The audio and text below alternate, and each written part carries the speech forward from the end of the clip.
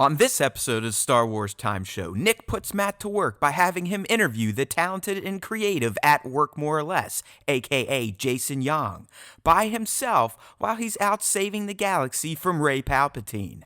Matt talks to Jason about his fandom and how Star Wars shaped his life.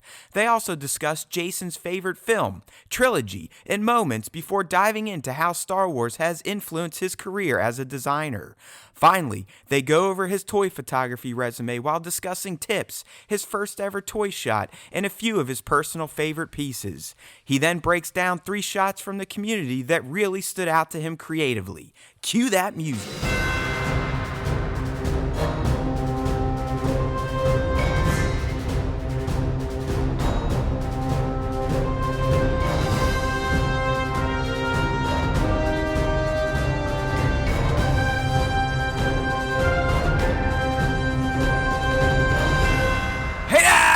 Hello, everybody. Welcome back to a brand new and special episode of the Star Wars Time Show. Yes, we haven't been special very often in 2020. Nick and I have kind of stuck to just the prime time, but it's time to get back to the special topics. And why are we so special today? Well, I have a guest.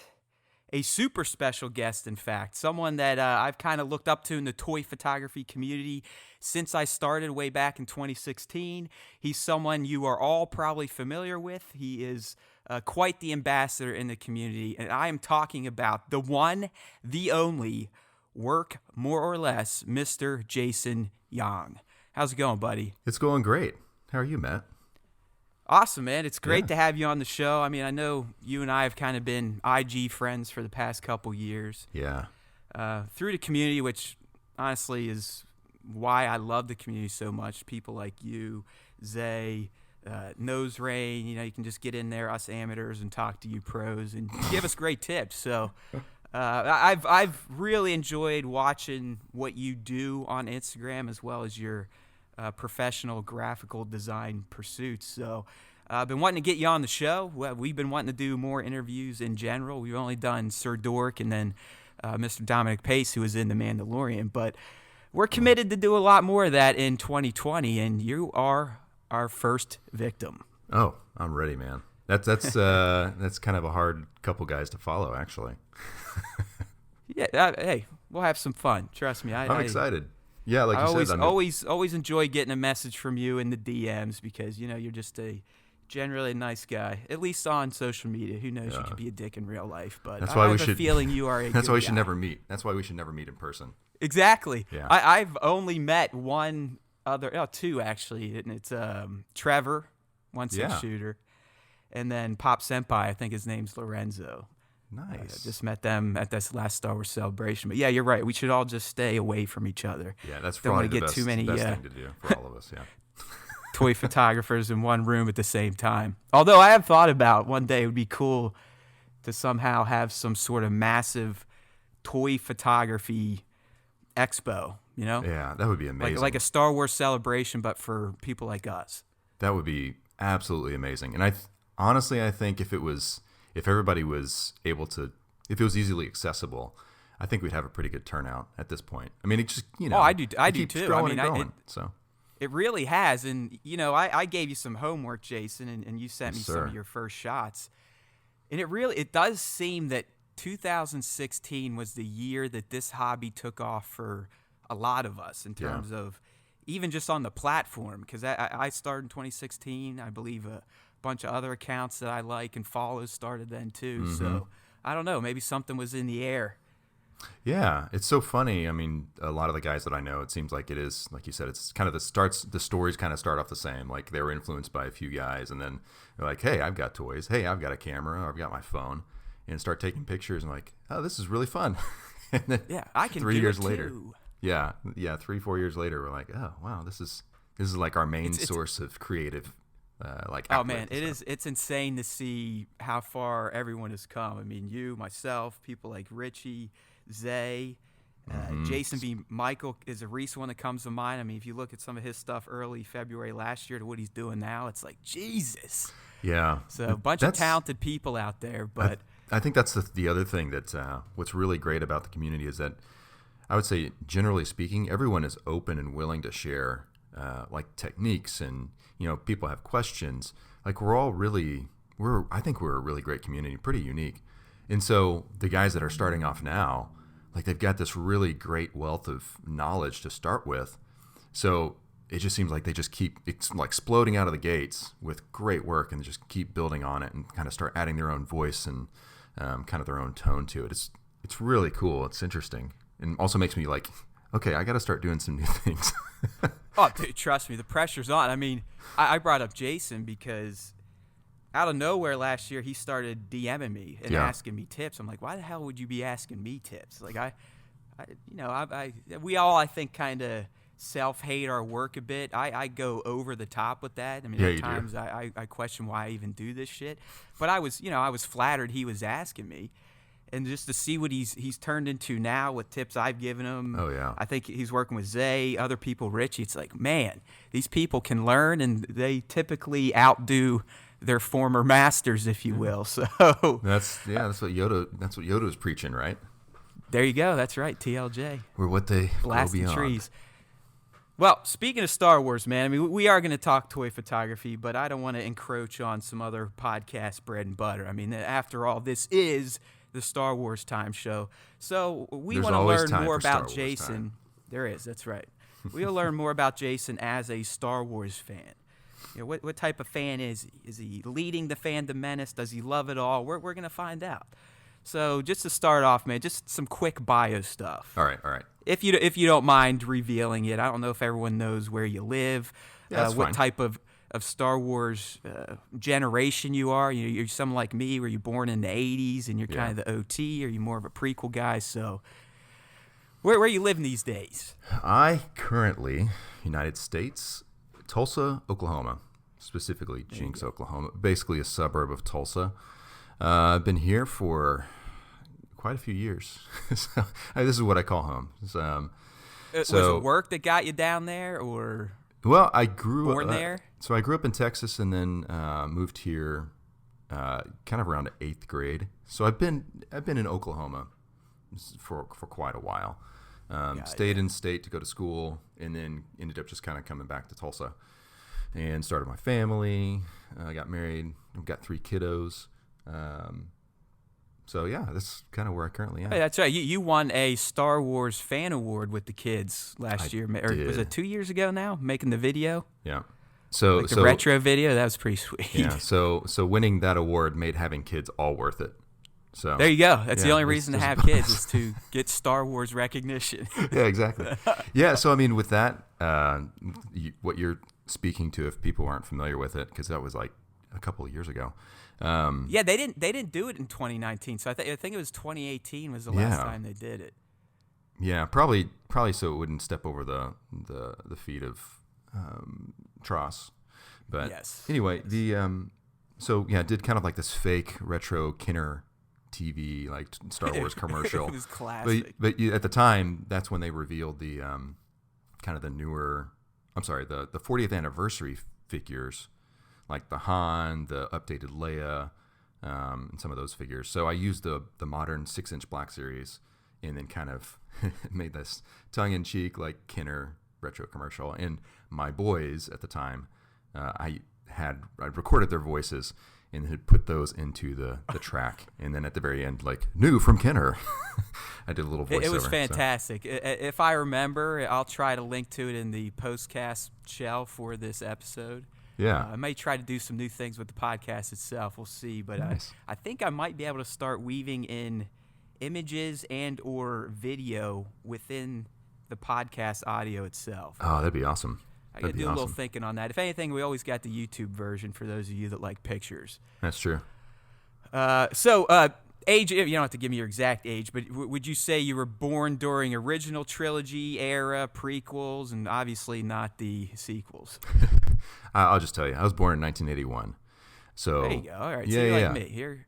Exactly. So you're not quite 40 yet. I'm hitting 40 July. I'm celebrating with ESB.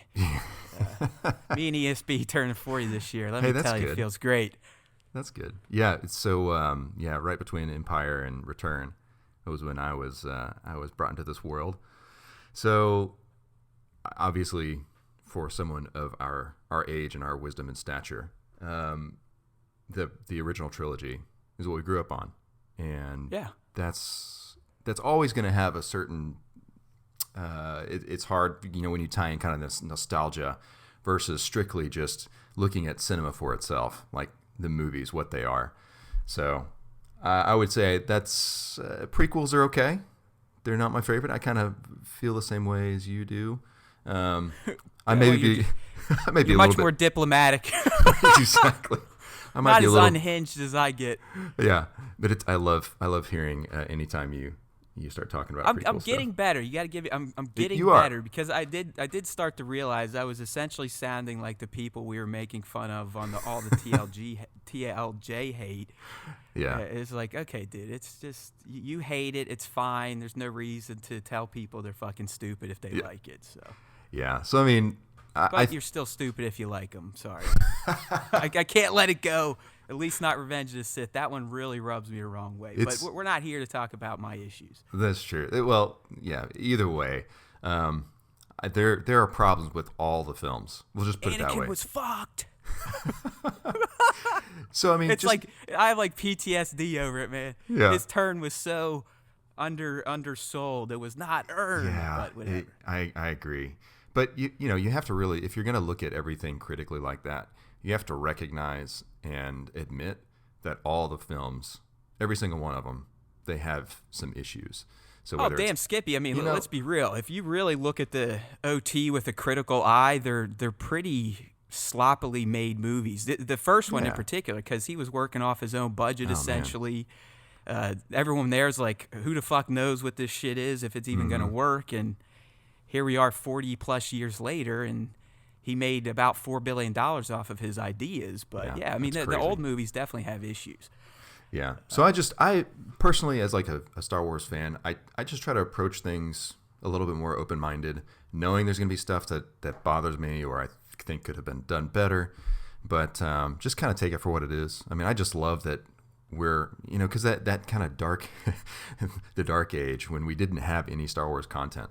Yes. That's what it's- I've been screaming. I'm like, hey, Right? whether you like Disney or not, they're at least giving us content. The maker was willing to Yeah. sit on it because of how mean we were to him during the prequels. Exactly. It's so He was funny like, 'cause- fuck you guys, it's mine, I'm done. Yeah, I remember, and this is funny because it kind of ties back into like toys and stuff. But I collected the action fleet, like the ships, the Micro Machine ships. Oh, hell so they yeah, had, me Yeah, too, the little guys that could fit in the ships, and they're probably like, 6 to 7 inches, like as far as like the size of the ship. So nice detail and all that stuff, and the little Micro Machine figures could like go inside and sit down. And when I was pulling some of that stuff out from my parents' house and showing my younger boys at the time, I was like, man, this stinks because there's no Star Wars toys that are on shelves. And I would really love to have like some other vehicles. And that was about the time when they started talking about bringing it back in The Force Awakens. And now it's like we've got Star Wars toys everywhere. Five Below. Yeah, we just don't have any freaking toy stores left. Exactly. We're left to scour the Walmarts and Targets of the world, and Yep. depending on where you live, they could be completely barren of Star Wars toys. That's very true. So at the time, That's a bummer. at the We've all time, shifted to online buying, which isn't quite the experience I think we all used to love as collectors. The hunt used to be my agree. favorite thing. I agree. So at the time, with not having any Star Wars, and then with Disney buying it and then kind of just rebooting, I'm like, man, whatever you guys create, it's just fun. It's just fun to have Star Wars stuff. And I Good. like So you're new stories and Jason is confirmed sane. We can mark him as confirmed sane. stuff. At least by you guys, we'll see. I don't know. I think I'm a little bit too maybe too, like you said, diplomatic with how I approach things for some people. But yeah, I don't know. I just like it. It's fun. I love Star Wars. Yeah, I'm with it. So you're clearly a fan.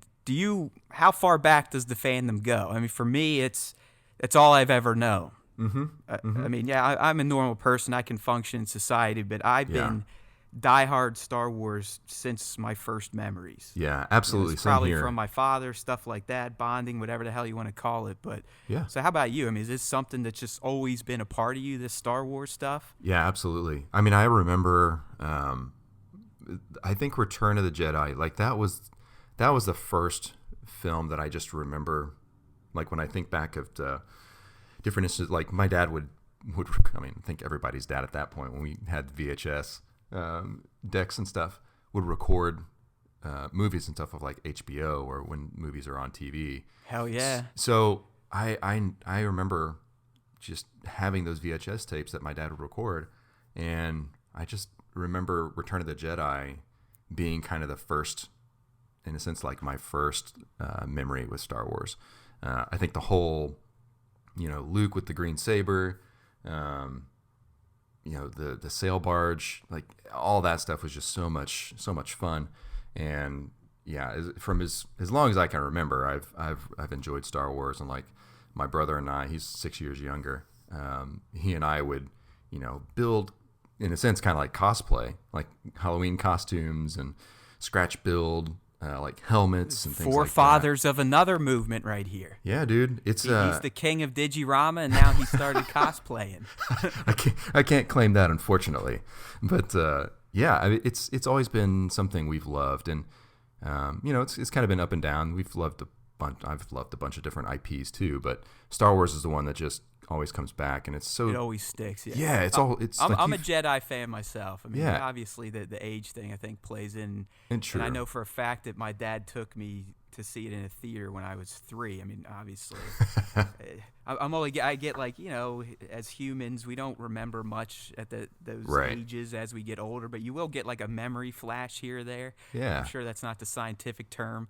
Maybe it's from drug use. I don't know, but I get like flashes. I remember sitting there and seeing, the shuttle, Vader's shuttle approaching the Death Star right at the opening. I mean, that movie is my favorite. I don't give a fuck. I love the Ewoks. I love it all. But really, that movie sells it for me.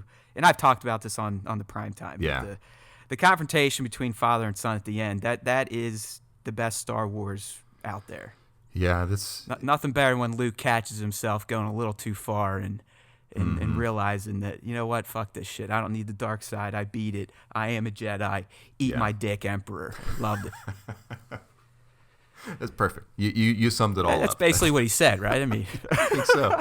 I think that's a direct quote. Yeah. Yeah. So I mean, in the extended cut. Yeah, the Return of the Jedi just has a very special place in my heart. Yeah. So yeah, there's so much action with that one too, and so many different worlds, and the Ewoks at the time were just like, yeah, it's just fun. You said that green lightsaber. That is another thing that just catches your eye. You're like, oh shit, look what he did. Yeah. It's just the way he built it. I mean, you can tell it's fashioned after Obi-Wan mostly in terms of the hilt. But there is a little element of his Skywalker heritage in there, too. Yeah. That is a lightsaber I wish we would have got to see one more time on screen, for sure. Yeah. Well, did we see it? I'm sure old man Luke tossed it in the fucking lake like he did everything else on that. So, oh, well. Yeah, that's true. Do you remember what started your fandom, Jason? Or is it just like me? It just kind of was always like you there. were born into the Force, and that's it. I think so. It was just kind of available for me to watch. Like I said, having those like old VHS copies, and I honestly I didn't really have many of the action figures.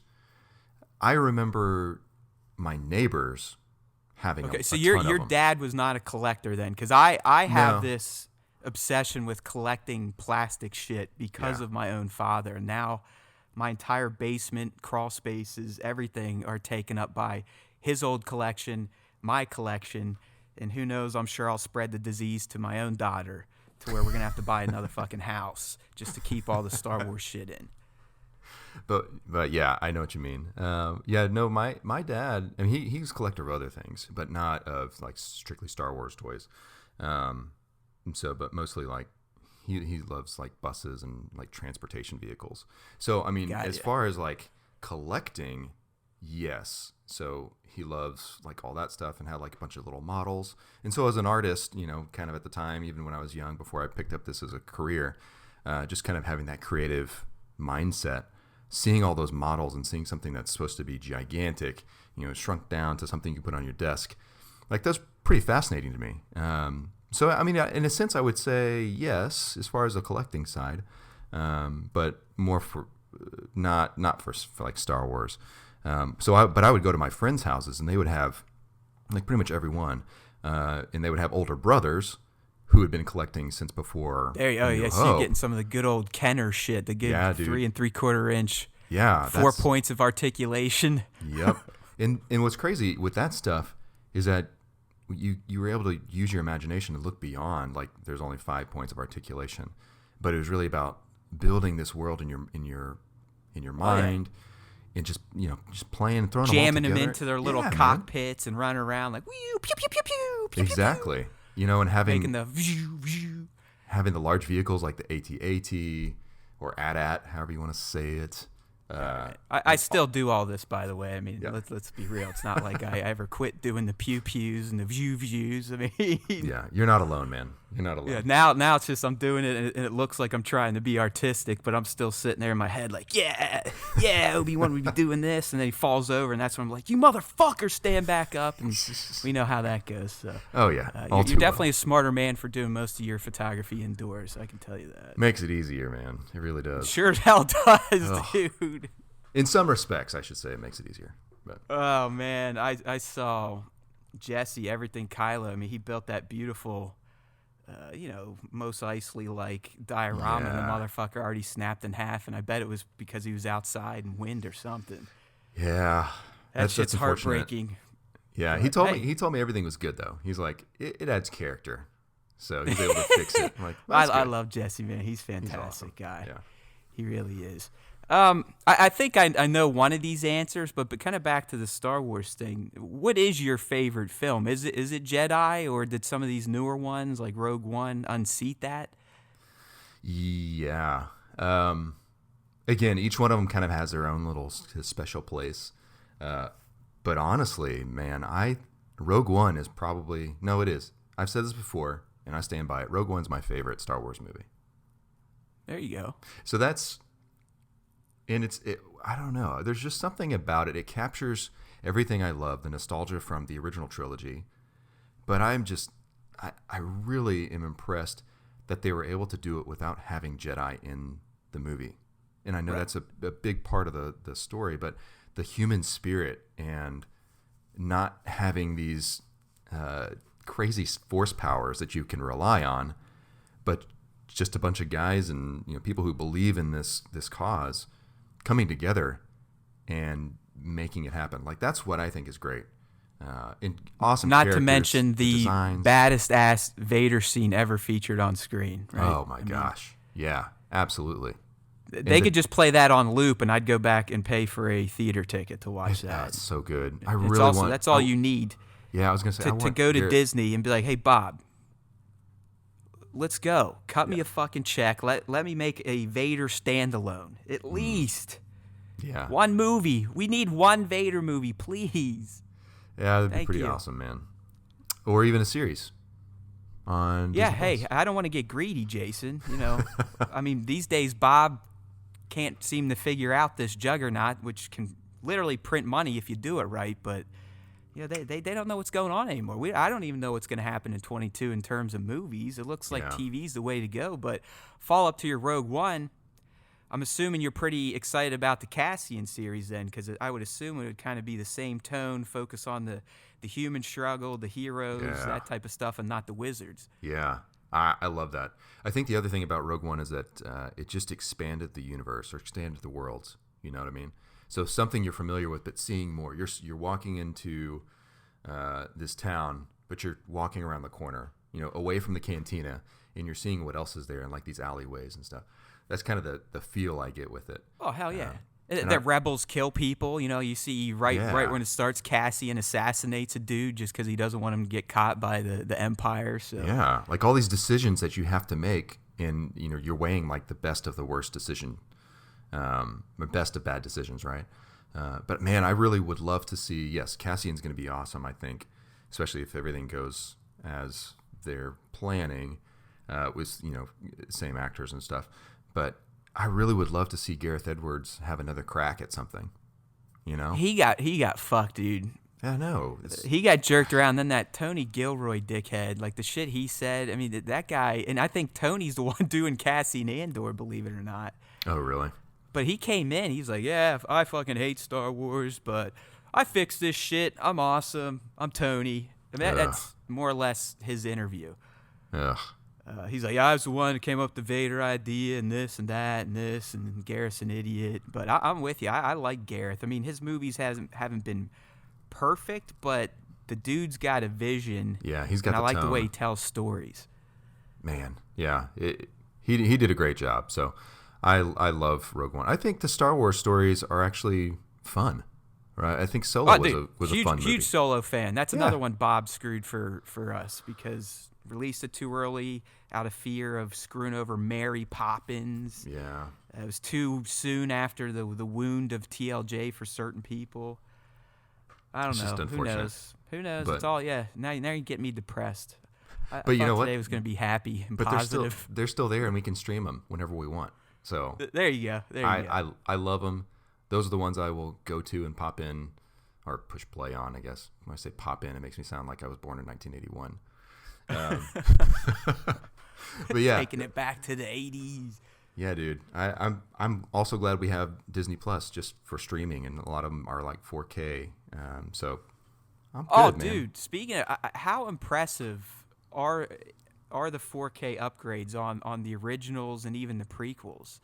From what I've seen, they look amazing. I don't know. I mean, if you haven't watched one yet on like a high end, whatever you got at home, if you got the nice TV, the Atmos sound, it's amazing what they did in terms of the clarity for those movies that are 40 plus years old for the first, for A New Hope, right. 40 for ESB, 37 at this point for Jedi. I mean, they look fantastic clarity wise. The prequels, it's like they bumped up the brilliance or vibrance or something because those look good too. It doesn't make the content any better, but they look damn crispy. Yeah, that's the next thing on my kind of the list of hardware that I want to purchase. It's just a really, really solid 4K TV, mostly so I can stream stuff at 4K, like Mandalorian. Oh yeah. It's enough of these platforms have caught on. They're doing the 4K, the Atmos, so it's time. Yeah. It's time to do it, buddy. You can do it. And It's these days, you can get a badass one for well under $1,000. That's massive. So. Yeah, that's awesome too. It'd make a good Digirama movie screen type. I might need to get two, honestly. Expense it. There you go. Expense it. Oh, I know you probably work for yourself, so you do those expense reports. Absolutely. While we're talking favorites, trilogy. Now that they've all been completed, are you the Age of Rebellion, the Age of the Republic, or Age of Resistance? Gotta go Rebellion. If we're looking at them as a trilogy. Right. I like that because in a sense, I feel like the original trilogy can kind of stand alone, whereas the sequel trilogy, it's leading to the original, and then the prequel trilogy is leading to the original, and the sequel is trying to take what was there and make more like an extension of it. So, yeah, original trilogy all the way. Good. Smart man. Yeah. Man. It really, let's be real. I know some of you that were born in the 90s, you really love your prequels. But if you really want to break things down in terms of narrative, cinema, visuals, acting, the OT is the best, as Jason said. He's right. I think so. And then I'd probably go the sequel. Same here. And then our buddies down the prequels. Yeah. I'm with you on that for sure. All right. Good guy. Well, we can keep talking then. That's right. We can still be friends. And Favorite still not character. meet in person. Favorite character. Oh, okay. Out of any, it doesn't matter. It doesn't have to be movies. Could be animated, comics, whatever, figures. Yeah. It's so tough now because there are so many characters, and I think there's so many really great and written characters. I love K2. Ooh, that's a very interesting choice. I like that. One I love man. I mean, it's easy to say. Originally, it would have been Boba Fett, just because he looks awesome. I love Boba Fett. Right. But now you've got Mando. He's unseated Boba Fett for me. You've been able to with Mando, because of the format. you actually get to know him so much better than anyone else in the movies because they just because you're limited on time. So that's the great thing about the streaming service and having, multi-chapter series. 100%. That's great. I mean, shoot, IG-11, he's amazing. There's so many really good ones. It's hard, isn't it, man? It really is. To pick a true favorite. It is. I think I like K2, and this is funny. I wouldn't have. This was just kind of on the spot. K2 I love because of the character design is beautiful. Love that. I've got the Hot Toys version, and it's fantastic. I want like a 1-to-1 also. How tall is that thing? The Hot Toys. I think he's 14 inches. So he's probably up there with like the Chewbacca Hot Toys. Yeah. Oh yeah. He's and it's like die-cast metal, so it actually he'll stand on his own. Ooh, so it's probably got some weight to it, huh? It does. And so I would just the design. I know Doug Chang. He's a master, right? He's been doing a lot of the concepting and stuff for years and years. At least since the prequel, he was the lead. He wasn't where he is now, but I think he was like the lead concept artist on the prequels, and that's where he built himself up within Lucasfilm. Yeah. And I'm trying to remember. I don't know. In the end, I've got the book. I don't remember who kind of came up with the final kind of K2 model character design, but either way, like it just looks great. It's a nice kind of mashup of different droids we've seen, but it's completely unique. And also, Alan Tudyk just brought it to life and gave him so much character. I love how snarky he is. He's funny. Oh yeah, his personality was excellent. One of the more memorable droids in Star Wars land. Yeah, and absolutely, and most likable, I would say. So I think I'll say K2. K2's. Did you shed a tear for him with a sacrifice? I was sad when he died, but yeah, it was a poignant moment. Yeah, it was a little, little tearjerker. It kicked you in the balls a bit.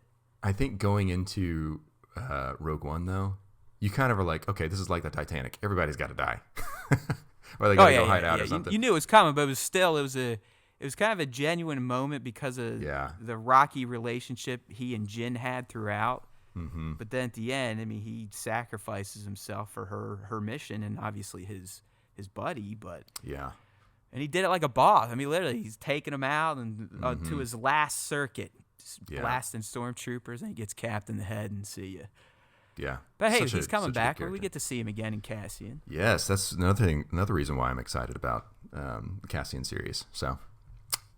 K2. Right, do you have a standout moment from the franchise? Again, it could be any of the trilogies, animated, one-off movies. Is there a moment that, for me, clearly it's the Luke versus Vader and Jedi type of deal. But do you have one that you kind of think back to and be like, this is why I love this franchise so much? Yeah, I think one thing, and I know this has always been a point of contention since it came out, but The Last Jedi, I also think that was a really well done film. So people can hate me, whatever. I'm with you, dude. I enjoy TLJ. I think it's stupid that you and I have to qualify ourselves like, don't fucking hate me if I like something. In the end, people, we're all different. That's what opinions are meant to be. Yeah, and I think more people like it than we think. But the whole Snoke in that movie, not Snoke in Force Awakens, but Snoke in The Last Jedi, the Snoke and Kylo and Rey relationship was really fascinating. I mean, Snoke himself was done so well by Andy Serkis. Love that guy. It was just incredible. I will go back and I'll just watch the throne room scenes with Snoke and Kylo and Rey. In the battle, of course, it's funny. I love that battle when they go crazy. They team up and they take out all the Praetorians and take out Snoke and all that. But I just saw on Instagram somebody broke it down and was just looking at it critically, like the choreography. And you've got Praetorians like waiting in the background or dropping their weapons before they get killed. I was going to say, it's probably my stunt buddy friend. He actually went on Corridor Crew. They're a fairly popular YouTube channel. Maybe. And he breaks down stunt sequences, and this was one of them. And he's pretty much said it's god-awful from a stunt standpoint. Like, it's pathetic. But when you were in the theater and that whole thing turned, like what is about to happen. Yeah, I wasn't looking at dudes missing shots and shit and Ray swinging in the air. I don't give a fuck. I was like, yeah. Yeah. At first, I was like, holy shit, he just turned on Snoke, right? Yep. And then, like, because my mind was fried right after that, so I wasn't paying attention to details. But I was like, hey, this looks kind of neat. But yeah, if you watch it now with that lens, you're like, okay, these guys are a little wonky. But I mean, you can do that with a bunch of. I mean, anytime there's like stunt sequences, usually you can. I mean, do that, everyone right? that loves the prequels that tries to tell me the Obi-Wan Kenobi Anakin sword fight is amazing. I mean, watch that shit. They sit there and wave light sticks at each other like they're at a rave. Yeah, I mean, literally, they have one scene where they're just twirling their sabers at each other, like, yeah, like what the fuck's going on here? What I wasn't type quite of sure about maneuver that. is this? That's funny. Yeah, so that I would say that moment in that film was one that really caught me by surprise. Yeah, it was a shock. Yeah, and I enjoy going back and watching that whole scene. Yeah, that's good stuff. All right, so we wouldn't be Star Wars fans if we didn't try to get negative. Are there any of the films or animated series that might not have sat with you too well? That could have been better, or I hated this. Yeah, I would say as far as animated series, I really enjoyed Rebels. That was cool to have that, several seasons of just kind of, I hate to say filler, but just more story and more characters that were new, and also doing it away with animation versus having to, at the time we didn't know we were going to get Disney Plus. So seeing more animated content outside of Clone Wars, I enjoyed. So there, again, take it for what it is. It's a kid's show. There were some things that I particularly like, the characters are okay. There's some that are much stronger than others. So Rebels I enjoyed. Resistance, not as big. It didn't catch me as much as Rebels did. And maybe, poor Kaz. Yeah. Kaz is fun. He's a fine character. And he's a different type of Star Wars hero, as Nick and I tried to explain. And I love watching you guys break it down, because it gave me a better appreciation because it's easy to just, if you're not gelling with something, it's easy just to write it off and like, okay, I don't want to spend my time there. But to hear you guys break it down, share the Easter eggs, it made it more fun to continue through the show and just see what else was coming, and the nods to what it was leading to in The Force Awakens. Like, I like the connective tissue in some of that extra content.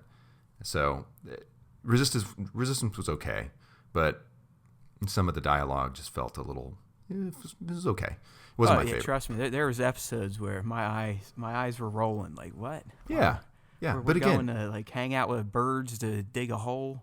Yeah, but they have to. I mean, they know their audience. I mean, I know it was funny because someone on YouTube reminded me that he's like, dude, it's a fucking show for kids. Of course, they're gonna like teach life lessons and stuff. Because I'm all like, damn it, we need more lore and narrative, and we got to build the world out so it ties into live action. He's like, chill out, pal. Yeah. Like, yeah, you're right. You're fucking right. Yeah, those are fine. I enjoyed the anime. I mean, I do animation, I do design, so I enjoy watching, like, just seeing the aesthetic of what's on screen, the visuals. I really love that, and also the animation itself. Do you like what the style they opted for Resistance, or do you like the more, I guess, computer generated look that they use on Clone Wars and Rebels? I would say Resistance feels, if you were going to really simplify it, it feels glossy, and Rebels and Clone Wars feels matte. As far as like the finish, I got you 100%. So as far as like the way they do the lighting the models, less like specular, reflective for the Rebels and Clone Wars, but I think that the shading and stuff for Resistance is very cool and unique. It's almost like it reminded me of the Disney show. If you have kids, you might know, but Handy Manny. Did you ever see that? Well, I haven't made it there yet. We're on Sophia the First is the big. Okay. The big addiction right now. So Handy Manny is basically Handy Manny. Handy Manny, yeah. And so he's a fix-it guy, and so he goes around his neighborhood and fixes things, and he's his toolbox.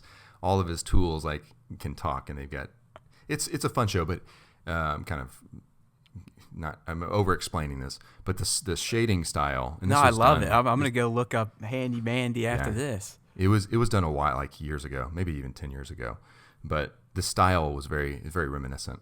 The shadows are really While we're on beautiful. animated styles, did you watch any of those Star Wars Galaxy of Adventure shorts that were kind of in that Oh my anime-ish? Yes. Isn't it a shame they just dried up? I mean, the initial plan was to run those all the way to the launch of Tross, but something happened and bam, they just turned that faucet off and we didn't get any more. But Those are gorgeous. to me, those are some of the greatest collection of Star Wars short animated stories I've ever. I love that. I think that anime over the top style, manga, whatever the hell you want to call it, works so well beautiful. for telling those Star Wars shorts. Yeah. Those were. I think what works with those is that they are very short. I mean, they are shorts. So you can punch in action like that's just constantly moving at this really, really fast clip. So the action just feels so dynamic, and kind of doing it in that style lends itself to opening up to characterization of the scenes or the characters, or, you know, accentuating the choreography in a sense, and just punching it to 11. And I love that style. It would be really interesting to see if they could do a 24-minute show in that style and what that would look like. I think that would be awesome. Oh yeah. I was calling for, hey, let's just do shortened versions of the movies like that. Yeah. Give me 30 minutes of a Cliff Notes cut using that type of stuff. But That would be freaking rad. clearly, someone pulled the plug on that. I'm sure they weren't making enough money to justify whoever they were ripping off to animate it. So that's been pulled, and now we're just getting this in 5 minutes recaps these days from Star Wars Kids. Yeah. And that channel, I thought, started strong with the right ideas, and Yeah, it did. it just is pissed it all away at this point. But Maybe it's also just kind of test market, really, you know, just to see what people would bite. So yeah. Who knows? And if you'd read some of the comments, obviously it's Troll Nation out there. Oh, fuck it. More stupid Star Wars anime. Go back to working on this. Get rid of women. Blah, blah, blah. All the Yeah. dumb nonsense these idiots Ugh. feel they need to spew on comments and social media. That's the worst. It's just a bummer. All right, so kind of leading into the hobby that you and I enjoy, Jason. I mean, Yes, sir. do you feel your Star Wars fandom contributed to you becoming the, I don't even want to say toy photographer you are, because you are, to me, you are a complete artist. As you said, you do thanks. animation, you do fucking like marketing design. I mean, you do all sorts of shit that a lot of us don't even see because, you know, you have your other account. But do you feel just getting into this type of stuff where when you're a kid, you might have been daydreaming about Star Wars or pretending, playing, did that lead into kind of who you are as an adult and what you do for a living, and obviously what you do in your spare time? Yeah, absolutely. I've always, like I kind of said before, growing up, I'd always be on the floor, like drawing with markers on, you know, it was always like this creative nature inside me. You can do it all, right? I mean, you can draw, paint, I like to think so. animate, shoot. Yeah, I'm able to do that, and what's great is that those have become marketable skills that I can use for my day job and have my own clients. And Now, do do all that you stuff. do you work for yourself and I do. you just go out and freelance? I do. So this will be August of this year will be 6 years of owning my own business and doing that full time. So Invisible Fucking Element A. is my company. So There you go. Yeah. Invisible Element, hit it Invisible up, give him searches. He also has an IG for that. yes, sir.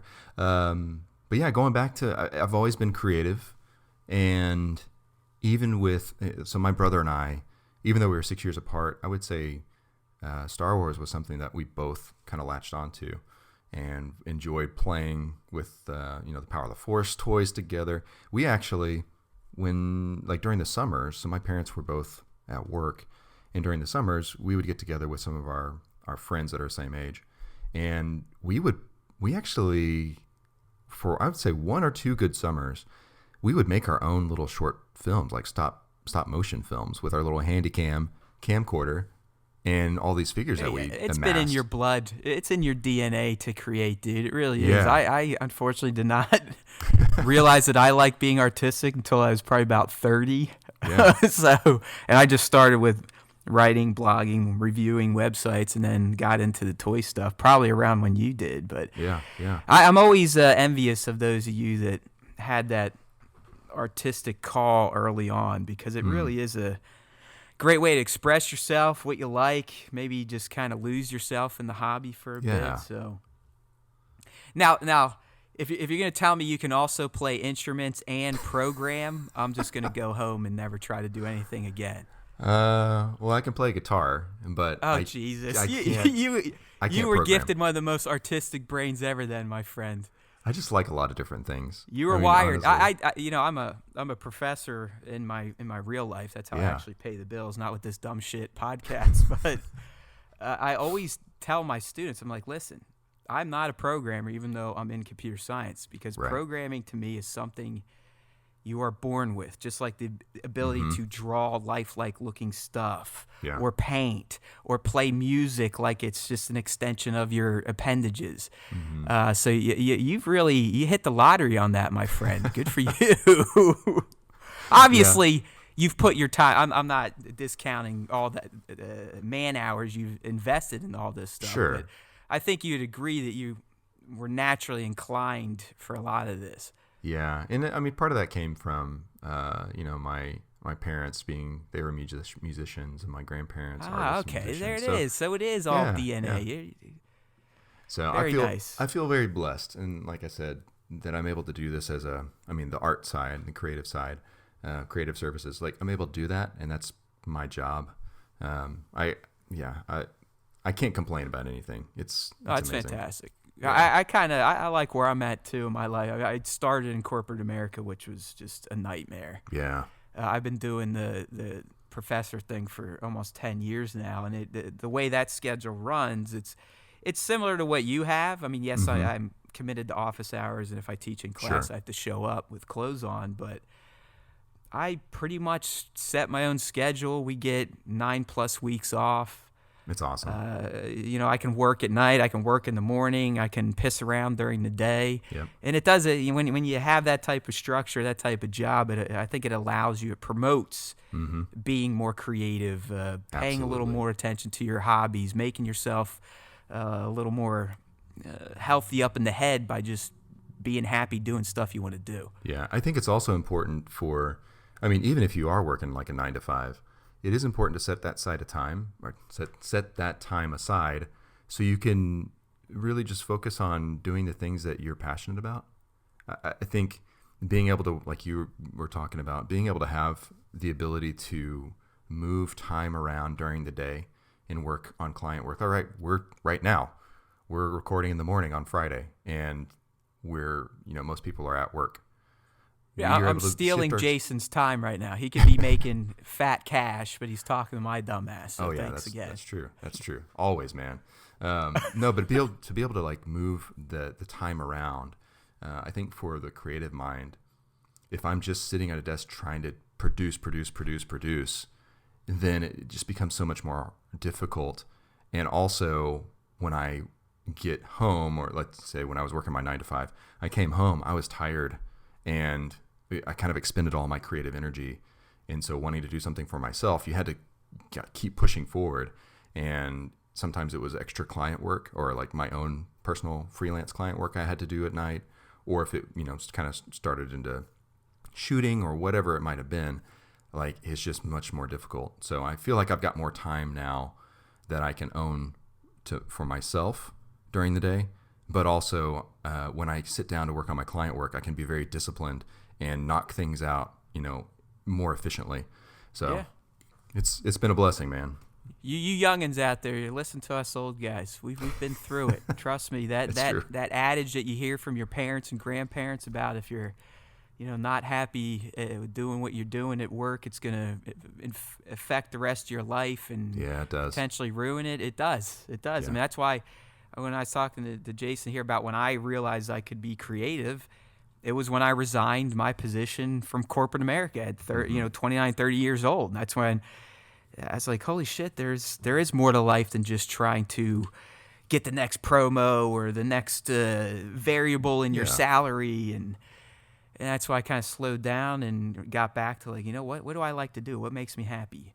being Exactly. a geek, talking about geeky stuff, video games, movies, Star Wars, and here we go 10 years later, 2 sites and 2 dumb podcasts and having a good time. Yeah, So and it's awesome. let's get into your toy photography, man. Yeah. 2016 is when you started. I think we've established that, or were you February, dabbling prior? Yeah, looking back at the first photo that I posted, February 9th, 2016. All right. That was first. Yeah, first we'll get to that one. Yeah. I just want to, because it was fun 2016. seeing that shot. Yeah. So, in terms of when you shoot, would you say Black Series is your favorite line, or is there one that maybe you don't shoot as much that you actually prefer more than Black Series, or are you Black Series 100%? I would say, and not just because this is a Star Wars time show, but Black Series is really my kind of the bread and butter. That's what got me into toy photography. Just seeing how people were taking those figures and shooting them, it was really fascinating. And then I said, hey, I've got a handful of these. Like my first ones were Darth Maul, well, Boba Fett, the original Boba Fett, the white Boba Fett, and I think Darth Maul might have been my first. Yeah, I think those were my first Black Series figures. Did you start collecting Black Series when the line launched with was the orange and black boxes and then the blue and black? Pretty soon after. I remember seeing them in the store, but at the time, like I didn't really have as much extra money I could just throw around. Oh yeah. So at the time, like $20 for a figure, like, oh, that's really cool, but I can't do that. I'm gonna buy diapers I missed and all food. this shit, dude. I was still in like my Star Wars Yeah. moratorium period after the prequels, and Yep. I just kind of blanked out on all of it, missed it all, and then saw what you people were doing. It's like, oh, I want to try, and then Yeah. you go back and look for the figures. They're $80, $90, $100 Exactly. on eBay. Luckily, Hasbro's doing that archive shit now, but Yeah. So I that's regret where missing those first runs. Yeah, that's where I started with the Black Series figures, and it was just easy because I had kind of at that time at 2016 I had kind of started amassing multiple figures and kind of going back through the line and buying them when I could. So I still have some toys, but they were more like designer toys, less action figures, unless they're like stuff that my boys had in their rooms. So Black Series is really what kind of kickstarted the count. And most, I would probably say 80 to 90% of my shots are Star Wars themed. So yeah, that's kind of what initiated it. And I've been doing and continue to do, like I do my weekly C3P Bros shots with SWTS Spencer and Black Hey, Series. you guys took like a month off or so there over the holidays. What the hell's Yeah. going on? It was busy. Let's go. We're expecting that stuff, guys. Come on. Well, I'm glad that somebody missed it. I wasn't quite sure, but yeah, we were pretty slammed, each of us, with our own different things. But yeah, we've been doing. Oh, that it's always fun. I like that you guys do that. And other thanks, people man. tried to kind of launch something similar. It hasn't quite taken off like the C3P. It's difficult. But it's fun. I like you settle on a figure, and then each of you kind of. Yeah. Did they give you any hints as to what they're doing, or you guys just like, all right, it's Commander Fox. I'll see you when we post. That's pretty much. I mean, we'll say, all right, let's figure out what the theme is this week. The theme generally is a figure or a character that make sure we all have, and Who's then from the theme there, general? You? what's that? Oh, we Who switch sets off. the theme? Yeah, we Gotcha. switch off. So sometimes we'll say, Very democratic. Hey, yeah, we'll say we've got a couple of these figures. Fox was this week, and we said, oh, we haven't done the Jet Trooper, so we should do Fox and the Jet Trooper. Which one do you want to do first? And then we decided on Fox. So hey, this is an exclusive. Next Bros is going to be the Jet Trooper. So Bam! there you go. Look at that. When you guys usually do this on what, a Tuesday? It kind of depends. It depends on when the I'm last just trying person to get the figure out shot in. because I want to get this. I want to get this episode out before you guys drop. I don't think we've even shot it, so it would be later in the week. But yeah, it's I love it, man, because I'm right now. I'm feeling a little funky in terms of being creative. I almost get heartburn looking at all the new figures I've yet to even take one snap Same of. here. And Same I've here. hardly used Dakota's Smuggler's Retreat. It's sitting right next to me. And right now I'm just already feeling the pressure. Like, no, too much to do. So, I know what you know what I mean, mean? dude. I'm like, I'm missing out on. I don't have that creative bug right now, which sucks because I want to shoot, but I don't. And I think having something like what you guys do would be great because it kind of kicks you in your butt. It's like, okay, don't think about all the other shit you have to do in life, all the other figures sitting in that box that you've been meaning to shoot for 2 years. Grab your damn Fox and take a shot. Yeah. I love that idea of a challenge. Like when Yeah. Hasbro gave me that challenge last year for try to recreate it. You too. Try to recreate Luke scenes. I was like, fucking A, great. I have a vision of focus. Now I can shut down my ADD and actually try to execute something. So that's where I'm at right now. As I do with most hobbies, I've fucked up collecting toys now and taking pictures of them by making them almost a job. It's so funny because like just hearing you on the show and talk about like those struggles and things, I'm like, man, I'm glad to hear that because I feel the same way. I've got a box of figures, Black Series figures, and a bunch of other figures. I mean, I've got stuff I haven't had a chance to shoot too, and I feel that same pressure. But then I realized it's like you got to do it. You got to. If you bought the toy, you got to take a shot. Right, you got exactly. to, or you're wasting your money. It's like, what Yeah, the fuck's wrong with me? It's almost like exactly justifying the money you spent on this stuff. Yes. But yeah, I buy the Barbies now. You know the Hot Toys, the $200 plus. Yep. Those are like, oh, you got to fucking take a picture of that, or you just better. wasted your money. Even though you've been collecting toys for almost 40 years and never took pictures of them until 2016. Yeah, justify. Also, like sharing, right? But with the Bros stuff, it's nice because we decided we're going to keep that Star Wars Black Series or Star Wars in general, and so it's great because that's always going to be there. That's something we do. But the three of us are definitely we've been wanting to branch out more because it's easy to shoot the same. You know, if you're trying to just do a big, beauty shot of a figure or portrait of a figure. Like they're all beautiful and they're fun to do, but we're all to the point where it's like, okay, what's next? Like, what can we do? What are some creative concepts we can create with our work? What are some different figure lines we can shoot? Because there's so much great stuff out there now, different things that we're into outside of Star Wars. So, I mean, the shit that Zay does with those Gundam things is, my get God. out of here. Yeah. That guy with his composite work is ridiculous. Yeah, and Spencer's, I love all the DC stuff he does. I mean, he's a huge Batman fan. So seeing all of his shots, they're inspiring too. I mean, I just started buying up Batman the Animated Series DC Collectibles figures. So I just spent, I spent too much money. No, it's people like Spencer why I'm addicted to Mezco fucking 112 now. Yeah. But there's so much good stuff out there. But Star Wars is our jam. That's my jam. How the hell did you guys link up? I've always wondered that. I mean, did you guys know each other personally, or is this all community hookup stuff? All community, man. It's Spencer had been talking to Zay, and then he and I started talking, and he was kind of the one that brought us together. And I don't really remember exactly. Let's see. Okay, I think he had started talking to Zay, and I was kind of talking to Zay as well. And we all kind of realized that we were similar, and we enjoyed doing things together and shooting Star Wars. There weren't as many accounts as there are now doing what we were doing with Black Series.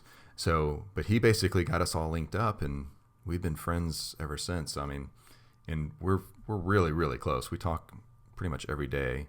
We've gone to Comic-Con the past couple of years together. Oh yeah, I mean, I don't want to sound like a creep, but I watch your adventures through IG with your SDCC. That group keeps growing. I mean, I think the last one I saw, you had Trevor was out there, Richie, you three, Jax is there, of course. My Nerdy Tom. Obsessions, Tom was there. Iwatu. Dude, I like how I call these people by their first names like I know them, and it's just through Instagram. But doesn't it kind of feel like we sort of know each other? Oh, absolutely. But we don't. Like you said, we've never met, and Yeah. Maybe we never will. And it doesn't seem to matter in this day and age with the technology we have. But it's funny because, like, I feel like if you and we did meet, I don't feel like there would be like this, you know, these awkward moments of silence. We're like, oh dude, okay, when I ran into Trevor at Celebration last year, as soon as I saw him, I walked up to him and gave him a hug. Yeah. It's probably the same thing I do to you. I like the hug, you know. Absolutely, man. It's how I roll. Bring it in. Yeah, dude, you know, it's the bro hug. You know, might do like the slap thing, maybe do some hand tricks, and I'll reach around and pat you on your back, stuff like that. But Yeah. No, I'm with you, dude. It's just Yeah. it's like we all, because we're participating in sometimes these sessions, or we're on the app liking and commenting or DMing, you Yeah. do form friendships without the need to be face to face. Absolutely. And like you said, it kind of eliminates all that awkwardness of first meeting a human. Yeah. And obviously we're all connected by our love for toys, love for Star Wars. So there's always something in common that we can talk about that we're not able to talk about with most people we interact with on a day-to-day basis. So it's just easier for those conversations to be more organic versus having to try. So yeah, totally, man. That's awesome. Anyone listen, if you want to start a Star Wars Time Bros MHW or whatever, hit me up, DM me at Haywood Pop. I need some inspiration these days. I really do. I'm fucking struggling. I feel like just going back to shooting stupid ass pops and set them in the center of the frame like a bum and take it snap. Dude, even if you do that though, sometimes it just feels good. Like it's okay. I I've know, gotten to the man. point- Because in the end, I'm a portrait type of guy. I think that's probably where I excel. They're easier. I don't have to worry about the staging too much. I can just focus on lighting and atmosphere. But dude, your shots have been awesome recently. I love what you your guys shots. do with your setups. Like They really have. So like your shots have been featured lately on Star Wars: The Black Series. oh, like it's picking up. Like I said, stuff is picking up, and it's obviously all of our skills increase because we practice so damn much. Yeah. I'm getting better at actually shooting and then editing within the year I shot it and putting it out. Like here, the crazy thing, Jason, some of these shots that are getting good reactions, like there's this shot I did of Ezra and a custom Kanan that I literally looked at as like, this is so basic and dumb, I should just delete it. It was my first ever 1,000 like shot, ever. Dude, congratulations. And I'm like, well, what the fuck? Like, what's You just never happening know. here? Yeah. I mean, what happened, IG? Why now do you like it? Yeah. Well, anyway, I hate my own work, but people love it. So yeah, I know that Nick tries to edify and make sure that you are mentally healthy and let you know that you are a talented man. It's IG's fault for the most part. It is, but I also want to do the same thing. I'm not going to call out any accounts, but I know you've seen them too. But sometimes, man, there are people, they'll go out to their backyard, snap it on a cell phone and upload, and they're getting 800 likes, and it's like, why even fucking try anymore? You just never know. But I just want you to know that you do great work, and you need to keep it up. It's therapy hour with Workmoreorless for Haywood Pop. You always got to talk Haywood Pop off the ledge when we start talking about toy photography. That's funny. Maybe that's what my next podcast will be. Whiner. Talking you off the ledge people, with Workmoreorless. This act gets old. I can't help it. Yeah. Okay, so man. Funny. The gear. What's your go-to? What's your shooting device, or do you have multiple? I guess what's your go-to if you have multiple? Yeah, I mean, I've got the Canon 6D is what I shoot with, a DSLR. Ooh, so is that full frame then? Yes, yeah, that's why I chose to get that one. It's been a workhorse. I love that camera. I've got 24 to 70. What is it? 24 to 70. Yeah. Lens that I use, and it's a L series Canon lens, an 800 macro L series lens, and then also a 50, which I don't use as much, but it's got like a 1.8. I think it's the little 50 1.8, just kind of fixed action.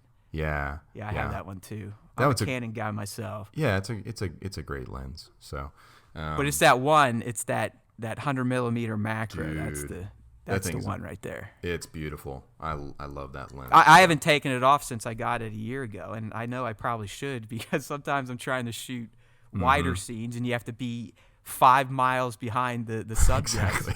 But it looks so good. Walk my fat ass over and get my 50mm or something, but who wants to do that? That's too much effort. It's such a beautiful lens. Yeah. So I mean, that's what I shoot with, camera wise. I'm on the fence. I might upgrade this year, or change over to the Sony. I'm not quite sure yet, but we got a Sony guy here. I think that's what Banana uses, isn't it? Yeah. And Spencer uses it, and a bunch of other guys I know. Yeah, it looks really, really great. So I don't know. We'll see. Again, that's more money. If I do that, I need to sell this camera. Traitor. What the hell's the difference? Like, just to show you how dumb I am with photography in terms of all the nuances. What is the difference between a full frame versus what I'm using, like a Canon 80D? It's the which is I think the 80D has the mirror and all that bullshit, whatever the fuck that means. Yeah. So the mirror is an actual mirror inside the body of the camera that basically will take, from what I understand. I'm not an expert. Well, I've opened mine up and look. It definitely it's what reflects the image to be captured. Exactly. And then because I know there's Sony's big deal is they're mirrorless. Right? Yeah. Yeah. So if you can get cleaner pictures without as much noise or really any noise at all. So that's kind of the lure there. But I think that with a full frame, you just get more image onto the sensor versus a cropped, like with some of these other cameras. But like I said, I'm no expert, but yeah, because I think I'm at 3:2 when I shoot ratio wise. Yeah. So I don't know. Yeah. Okay. So that's your gun. Are you a high end tripod type of guy? Yeah, I've got a Manfrotto. I forgot what the model is. I've got it on my website. Oh yeah. That's definitely high. I'm using the one that I think Spencer was whipping.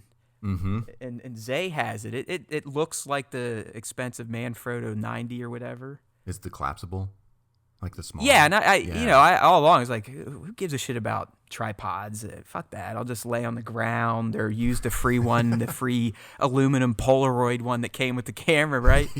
No, they're almost mandatory at this point in time. Yeah, you definitely have to. The worst is when you try to do something handheld, and the image is not in focus. Yeah, it's not crisp. I mean, sometimes that little viewfinder is very misleading in terms of the clarity you're getting in the focal point. Absolutely.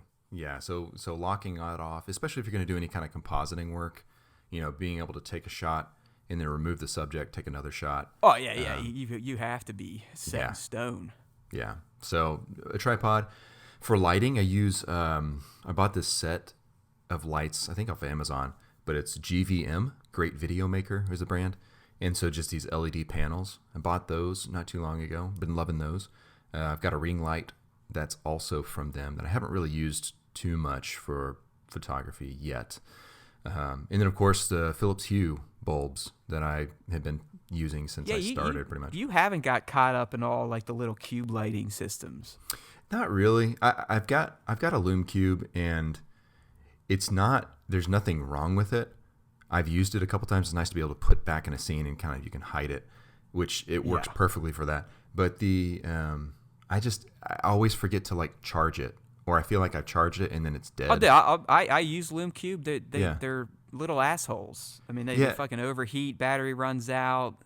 Yeah, it just seemed a little they're fussy. not. As you said, they're a convenient light to me. I think it's exactly. like I bought them because hey, I work. I like to spend my money. Regret some of the purchases. We all do. But it is more of their convenience lighting. Yeah, and there's been some times I'm using this Aki desk lamp that Jax recommended, the Philips Hue that you recommended. Yeah. Some cheap-ass plug-in color changer lights that I bought on Amazon years back, when I'm indoors at least. So it's just nice having instead of just being like brand loyal to just one thing, it's nice having a variety of tools to work with, because every shot that you set up is going to be different and unique and require different tools that you're going to have to use to make the shot come to life. So I've got kind of a diversity. That's why I love the Hue system for indoors, because it can really change the atmosphere, especially if you're using fog, steam, aerosol. Yeah, and even the background, the ambience just really gets dynamically changed with that light. It really does, and the fact that you can just do it right on the spot with the app and immediately see how the light's gonna look. Oh, dude, I've got it hooked into my Google Home, so I just change it by voice. I'm like, hey Google, change it to pink or blue or red. Perfect. And it's like bam, bam, bam. I'm like, okay, that's the one I like. Let's go. It's amazing. Yeah, I love it. Really easy. It's expensive. Oh, sorry, Google. I didn't mean to bother you. She's yelling at me. She likes to butt into conversations, doesn't she? She did. Hey, chill out. I'm talking to Jason. Thank you. That's hilarious. But yeah, the that system is it's expensive, but it's worked really well and been worth every single dollar that I spent on it. So yeah, that agreed. And I wish you could have got a commission because, like I said, my whole house is decked out. And now our main family room, I have 3. awesome. I've got 1 in the basement. They're all hooked in. I've created scenes. And honestly, the way I love audio and matching it to visuals, I'm thinking about buying that. Have you seen their new kind of home entertainment hubish type of thing? That looks awesome. Where like it'll like match the ambience of the movies you're watching to your lights. It's like, damn, I get off on that type of shit, man. I love that. Yeah, I spend a lot of money on that kind of stuff. So sometimes I'm like, okay, that's cool, but I can't look at that because otherwise I'm going to find myself buying it. Yeah. You just got to like, okay, click off of that page before you start filling up the shopping cart. Exactly. How about like a tricky type of gear? I mean, wiring, sticky tack, like those types of deals. Are those in your bag of tricks? So I would say something that I recently picked up, and you probably saw the Mandalorian door that I created, that scratch door. The door, and then your plexiglass trick. Oh, yeah. Well, I can't call it mine, but yeah. Been doing some fun stuff with that. And one, let me just say the door. So that was created by Figureworks Custom or Figureworks.co. Oh yeah, I've bought a few of his sculpts back. I want to make sure everybody else listening knows because the work he does is absolutely amazing, as you can vouch for. And so that was a fun little collaboration we did. But for that project, even for the same one you're talking about, the plexiglass, which was having the heavy Mando look like he's blasting off from like an explosion. The lighting for those things is this new system that I kind of discovered. It's been out for forever, but it's basically built for model trains. It's called the Just Plug light system. So you've got this little light hub. Oh yeah, I remember seeing your BTS. You plug in this little hub into the wall, and then you've got these 4 little knobs and 4 little areas you can plug in these tiny little lights. They're like just one single like LED diode at the end of the wire. You plug those in, you've got these little knobs that you can change the intensity of the light. And so what's great, those are tiny. And so they're just a wire connects the light to the hub. And you can take those and you can really string them in into different areas or hide them underneath things. And so for those explosions, I just take it and then tape the little diode underneath the explosion. And then you can just move it around wherever you want. So you're not having to mess with like with the Lume Cube. That's still even pretty large for the scale. Oh yeah. I've had shots where I'm like, oh, it's not in the frame. Then I pull up all the fish. I'm like, you fucking idiot. It's like so blocky you can't even wipe it or crop. The shot's trashed. Yeah. So those have been really, really great, and they're super super affordable too. So. Like link me. I'm sure I'll buy it. I buy most anything you guys recommend because maybe one day I could use it. You never know. I started on my website and workmoreorless.com. Is it Workmoreorless? Workmoreorless.com. I've got just kind of a running list of gear that I've got, and there's links to it. They're affiliate links, and I've got that open. I was gonna say I hope they're affiliate links, so I'll buy through there. I don't even know how the affiliate stuff works. I haven't made any money. I'm not trying to make money. It's more just easy. If it's Amazon, I've been doing it for years. You have to sell a ton of shit. Exactly. Like a ton. But it's easier shit. just I think they do like a 4% split. Oh yeah, it's easy just to link to the Amazon stuff because usually they've got stuff that's in stock. So right there, some of the stuff I'm talking about is actually I've got links to all those things. If anybody's interested. But those plug lights are amazing. So I've started to use those a lot. And then one other thing outside of lighting, I did use atmosphere aerosol for a while, and it kind of blew through all those cans, and I just haven't bought any other ones. I recently shit's messy. I'll tell you that. It is. I've used it based on what you guys are doing with it. And it is such a convenience. Yeah. I'm not gonna lie. It's way easier than holding a smoke bomb and burning your fucking fingers. But definitely not as cool. Yeah. But the like that stuff works really great outside. It does leave a little bit of a residue, so you have to be cautious of that. But I found there's somebody on Instagram. Her handle is Spoon SPOON Makes MAKES. And she basically is like a cosplayer, and she builds like all these really cool like systems for cosplaying, light systems and things. She's got this device called a Cos Cloud, and like cosplay cloud. And it's basically a tiny little box that she created this whole thing. It's like 3D printed parts and things like that. And then you take a almost like it's like a vape. I don't really know the terminology, but the vape cord where you put in the stuff, you put in glycerin instead, and that will basically make a fog kind of with this cloud kind of. And she's got different attachments that go on the end of the tube. Yeah, because you use that on your Fox On my shot, lens. right? Yeah. It's right. I use that for that one and maybe. Because I was gonna call you out. It's like, yo, where's the fucking airsaw, man? Come on. Yeah. What I just are you haven't bought doing? any.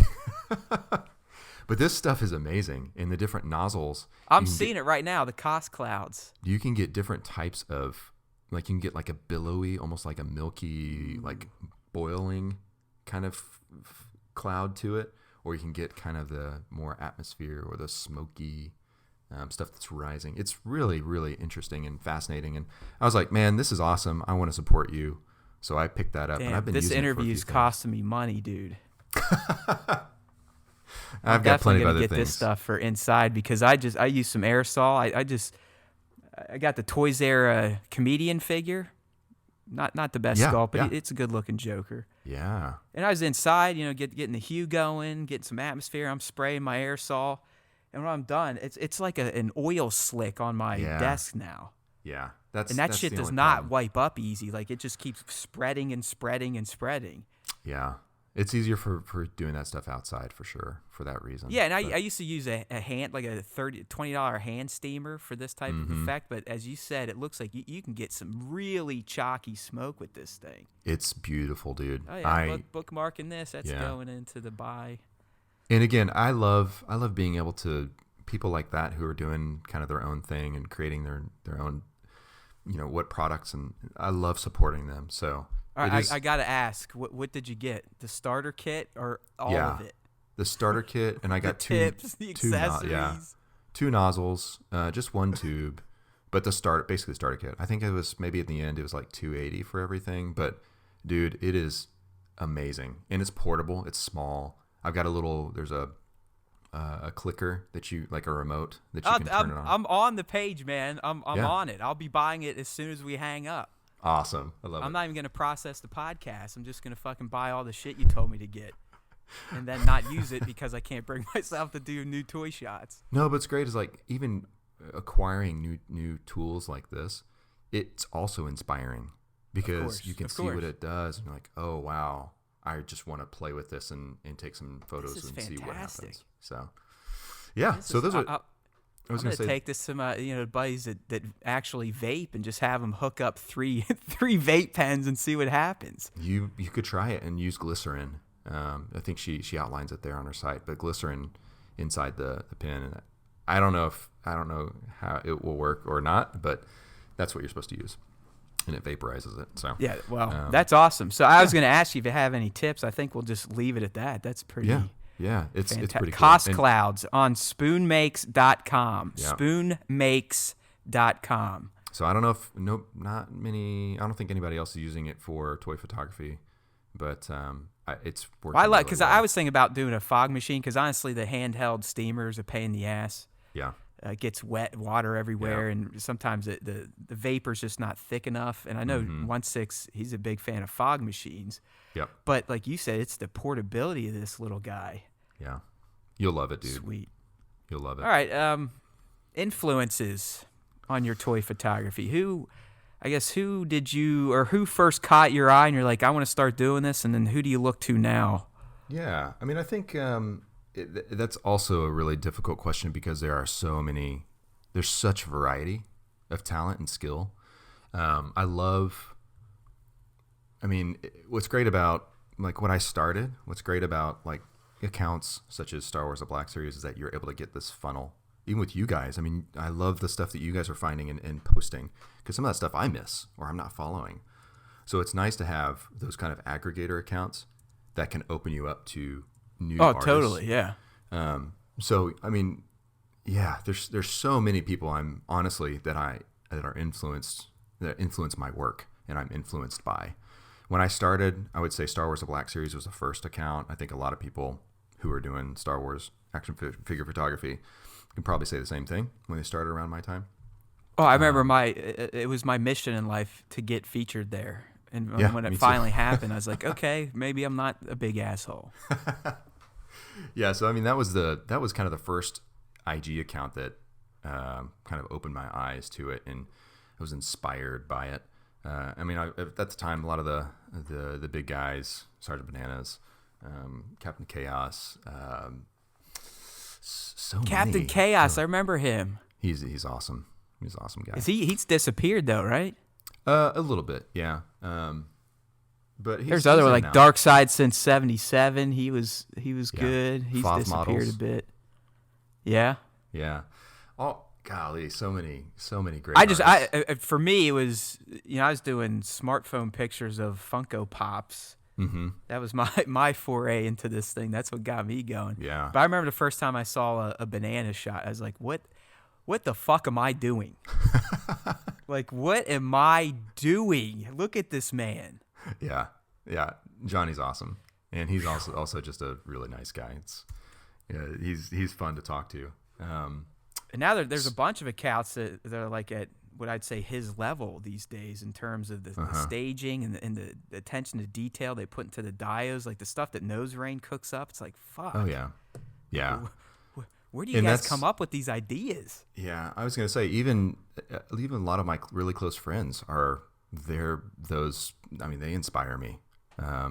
Richie, Jax. We've talked about Isaiah and Spencer and Tom Iwawatu and Blainer Things and all that right there. Like, I want to go and sit in a room with all of you, just drink some beer. Come to SDCC. It's such a pain in the ass to get out. It's such It is. ass conference, though, if you really think about it. I know. It's a living nightmare unless you're getting like hooked up or opportunities, this, that, or the other thing.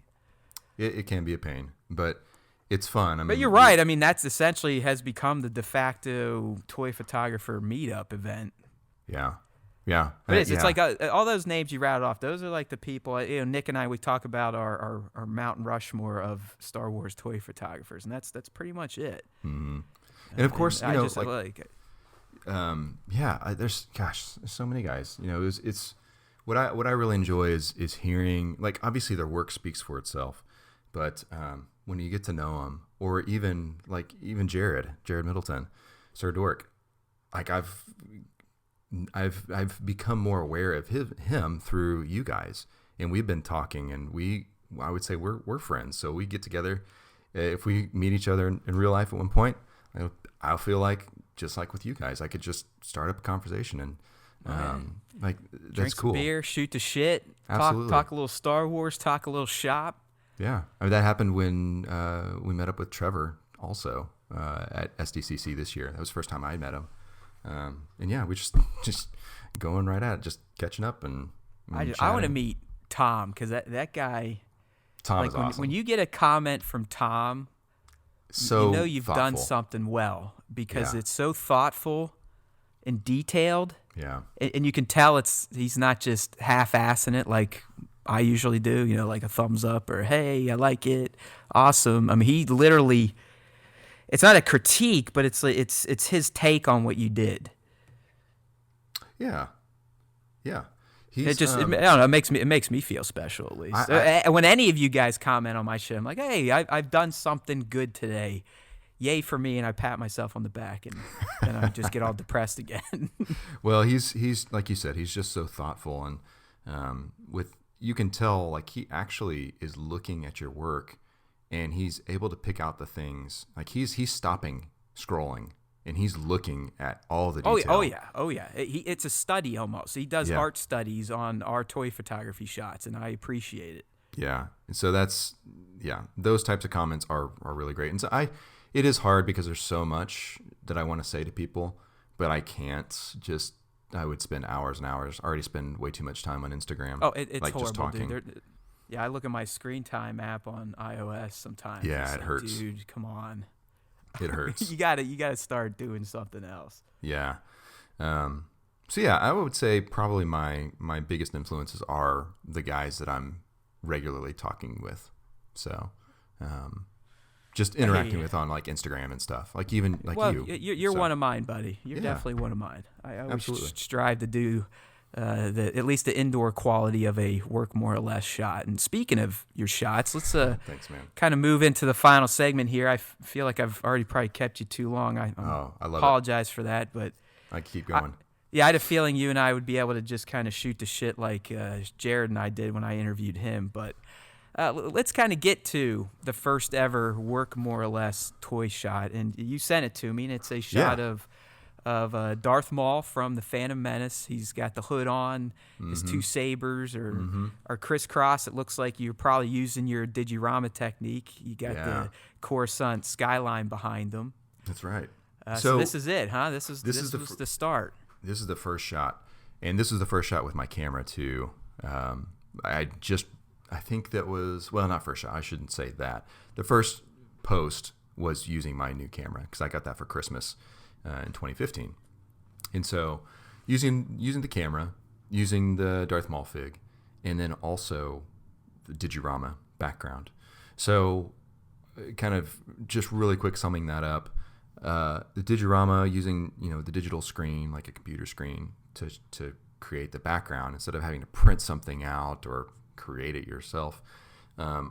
Being in the post-production world in my career and knowing how to composite video and how to do all those things and use green screen, it just kind of made sense to me when I saw people's photos. I was thinking, you could just use a screen and then you can change that as fast as you can. Yeah. If you want to change I'll tell you, man, things you're up one of the forefathers of this technique, at least for toys. Thanks, man. Yeah, If not the first, because you can even look on IG under the Digirama hashtag, and there's not a ton. So I still think it's kind of your creation here. Well, I don't know. I mean, it just has really. Hey, been... just take it. Be like, yeah, I'm fucking Jason Okay. Young. I created this shit. Eat my dick. Well, I'll maybe say not, it for you. Maybe not a direct quote, but yeah, it just made sense to do it efficiently that way. And once I kind of had the idea before I shot, I was like, okay, I think this is going to work. Set it all up, took this picture, and was blown away. I'm like, oh my gosh. And then I took it a step further and said, to really make the figure fit in the scene, you have to have like the same colored light that is almost emitting from whatever image you're using. Yeah. So if it's over his shoulder, if it's got blue in the scene, whatever, if you can bring that and wrap that around the character in the physical sense, getting like the highlights on the shoulder or whatever, then you can really make this feel like it's part of the image. Definitely. So at the time, I just used my iPad and my phone and then just put a color image on the screens and just put it as close as I could. And again, another step that just made it feel that much more realistic. So that's that first shot with Maul. Yeah, the one thing about this technique, at least how I first looked at it, is like, oh, this is going to be easy. This is going to be easy. I just got to look for shots. And I think I even asked Work More or Less at the time, and he provided a directory of some of his backgrounds. Yeah. And I was like, oh, sweet. And you start throwing stuff up there, and you start to realize, like, okay, this isn't quite as simple as he makes it look. Yeah. It is it tricky. really is about the lighting. Yeah, and I was also, again, because I live in that creative space, there were a few things that I could kind of just hurdle and not have to think about. Whereas somebody just picking it up, having to kind of go back and understand like how the light works and how you need to adjust the exposures and, things like that. So I kind of had the luxury of having some of that base knowledge before I started. So it provides a convenience, but that doesn't mean it makes this easy. Correct. Yeah. That's how I'd like to kind of sum that up. Yeah. A lot of Photoshop time too, just doing the lightsabers and fucking hate that part of this job. Yeah. I still refuse to learn proper PS. I'm on Affinity Photo for iPad just because it works for my brain and Photoshop does not. Man, as long as you're able to create something and then just get it out, the worst part about it is like saying, oh, this is going to take longer, and then spending more time doing it and losing steam and just not finishing. So whatever tools you use, man, do it. If you want to learn I want to do PS because that's where all the tutorials are. That's true. I'm but just also being stupid at this point. And I've heard it sucks for iPad still. So, and I'm only going to edit on a mobile device because I am at a computer most of my time. Yeah, nice to be. So no, be I off do not that. want to edit sitting down. Yeah. So, well, that's that mall shot. That was Yeah, so really very what first we're one. doing here, I asked Jason to give me his first ever shot and then an example of what he thinks are, an example of his skills, what he excels at. So that's what we're going to move into now. And this is kind of a background and then the finished shot of his digirama technique. Yeah. So that was the first time I kind of shared a BTS just to show people, because a lot of people weren't quite sure how I achieved it, and they thought I maybe had like a diorama, and then was able to kind of just dive in and explain visually, like here's the finished photo. It's crazy the depth you got out of even just this relatively simple looking setup. And you have to match the perspective too of the image. You're kind of locked down to that, so that's what really sells it as well. Again, this is just Vader on the Tanev with the stormtroopers. Yeah. This is not. I misspoke. This is not his pick for his use of his best skills. We're getting there, but this is more or less him, more or less showing us where this trick kind of spawned and what it looks like behind the scenes. So I'll have all this stuff in the video version and the postcast shell. Awesome.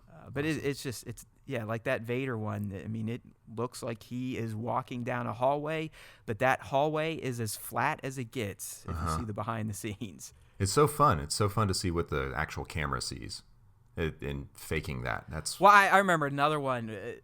I was just like, man, this guy's crazy. The shit he can pull off. It was for Rogue One. And you were kind of recreating when all the Imperials are running through that underground tunnel. Oh, yeah. And it was just wild how you kind of had the screen from the movie, but you were layering your figures to really give it depth. So I mean, it did look like they were there. That was a fun one. I really enjoyed that. And so now we'll move on to the one, and I agree with him here, one of his personal favorites, but an example of all of his skills. And if you've been following Workmoreorless for at least since 2016, I guarantee you remember this shot, but he did a little promo piece when Hasbro was doing the sail barge, back the barge hashtag movement, right? Oh, yeah. And this guy not only just created an awesome digirama scene, but you fucking created a miniature scale Jabba sail barge box in full color for stormtroopers to hold and show to, whatever officer Boba Fett was sitting there chatting with. Yeah, I thought it was funny. I wasn't going to buy the barge just because the scale I don't collect. Yeah, I gave up the little guys. Yeah, it's awesome, and I really wanted to. So for me, I said, you know what? If anything, I definitely want this to succeed, and I want to help promote it. So I just said, I'll do like a fun little shot that kind of will help that, and maybe people would share it, and people would just be able to know that this is happening, and they're trying to get 5,000 backers. So my idea was to take and recreate the artwork, like the box dimensions. It was just a guess because I knew this was not going to be right, but made it pretty big, more square than like as long and horizontal as the actual box is now that we've seen it. But use the artwork. The artwork is actually inspired by Blackface. He created something like that. And so kind of pulled that as inspiration, made my own artwork for the like higher quality that I could print out, and then did all the box sides. So the sides of the box and the back side, and then printed it out, made a box, and then used that as a little prop. It's fantastic. Like the little accessories you print up, which kind of leads into another example of your skills in this, Vader with his highlights collection. It's just like, damn, dude. First off, the idea, the fact that you even cooked this thing up, and then the level of execution. This was fun. I'd seen quite a few people recently kind of make their own props. And I think even Red Dog 5, or was it? I'm trying to remember. Yeah, gosh, I wish I knew offhand. I think somebody actually made like a Stormtroopers with a comic, and they were almost like looking at the they're just similar. They're looking at like Star Wars issue 1, the Marvel issue. Right. And I think I was inspired by that. And I'm trying to remember exactly how it came to be, but I realized, oh yeah, I went back and saw that somebody created that, and I kind of started coming up with the idea of doing like highlights or something where it's just silly. But it works so well because it's Darth fucking Vader, right? Like a murderer of many people, yet he looks so calm, peaceful, and almost childlike, laying down with his legs up, doing his picture searches. Yeah, and his highlights collection. Who doesn't like highlights? If you know what it is. I mean, the hidden pictures and stuff like that. That was just so fun. I mean, when we grew up, that was all the rage. Especially if you go to doctors' offices, there'd be highlights all over the place. Yep. And because this was the Hyperreal Vader, the 8-inch size, it was easier to make something small like the magazine with just a little bit bigger scale than like a 6-inch scale. So it looks a little bit more realistic, right? And he looks great as a figure. So it made sense, and I love highlights growing up as a kid. So it's funny. And then of course the Digirama's in there with the background, right? Looks like you got the edge of the second Death Star. Yep, I've got the GTP walls and some of their props, and then also did the Digirama background on my computer screen with the Death Star in there. So yeah, I mixed a bunch of different kind of techniques and things, and I've got that. I've got like a BTS attached to that as well. So, and then the last one Jason picked for our little conversation is just as brilliant as it gets. I mean, honestly, the whole series he did for this, and I'm talking about when he essentially recreated what it would look like if the Star Wars cast characters got invited to the Hollywood red carpet premiere of Star Wars The Rise of Skywalker. And it's just the one you sent is the one where you got the Sith Trooper leading the procession. It just looks so perfect. It does look like they're walking a red carpet. You've got venomous art as the backdrops. Yep. I mean, my God, the level of detail in this one is just, it's disgusting in a good way. It's such a simple setup as far as like props and things. And so the other reason why I love this one is because of my experience of attending the premiere, and I really wish I knew it was going to be blue carpet because I would have changed it. But I saw all this stuff before I left to go to LA for the premiere. Yeah, how the hell did that happen, by the way? Because I don't even think we chatted about that, but I saw you had a picture of you and Ian took a shot. Yeah, like was that work related contest, or you're just a Mac daddy and you get invited to that type of stuff? I'd like to think the latter, but that's not the case. It was actually the Star Wars Fan Award. Going back to that little Kenner inspired video. Oh no that I shit! made. So all you got to do this, or unfortunately, it was just the video winners. So the people who, Zay, Trevor, they weren't able to go, unfortunately. But I mean, Trevor won the whole freaking thing, didn't he? Yeah. He did like best in show for whatever category he was in. Yeah, he crushed it.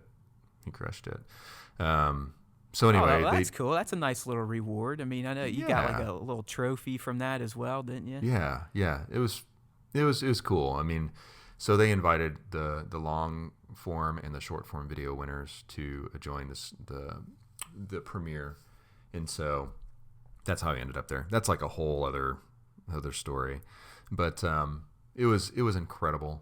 It was an amazing experience, once in a lifetime. Yeah, as a fan, I mean, were you even able to sleep before that day? I mean, how jazzed were you to take part in this? It still feels kind of surreal. It was kind of an in and out trip for the most part. So were you on the carpet, like behind the ropes, and you're just, hey, how's it going? Or were you kind of even more VIP than that? I was inside. So they were, if anybody was familiar with it, the stage, the Star Wars stage, where they were doing the broadcast live on YouTube. I was basically right there to the side of the stage. So when all the fans and stuff were walking through like kind of the small little pinned area where there were a bunch of fans and cosplayers, they'd kind of walking on the left and right side of them, of the aisle. There would be a bunch of fans. They were just kind of smashed up 4 deep into like a 6 foot, space. Heck yeah, I was kind of on in there. Yeah, exactly. I was on the back side of that, so I was able to kind of move around. And then towards the the middle of that, when all the press were doing their things and all the celebrities were coming in, I just kind of walked away and just roamed around on my own.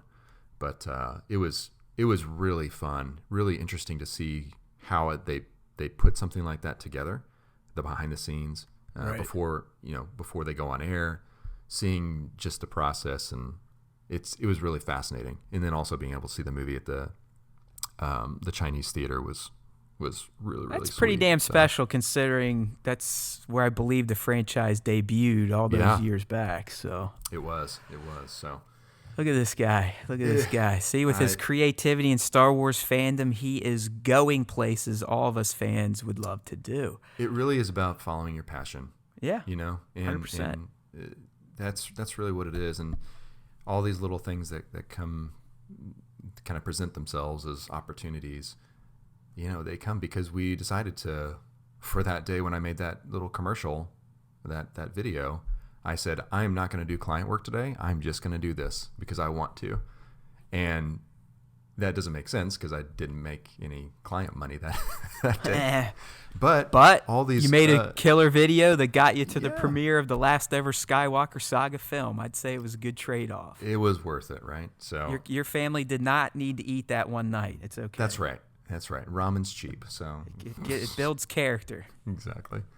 So that was fun. So the whole series that I did for the red carpet / blue carpet premiere that I did, the toy photography series, that also has a lot of meaning with that, because I was posting that stuff while I was actually there at the premiere. Yeah. So if you have not seen this series, add it to your to-do list for when after this cast. You got to listen to the rest of the show now. Don't just leave. Of course.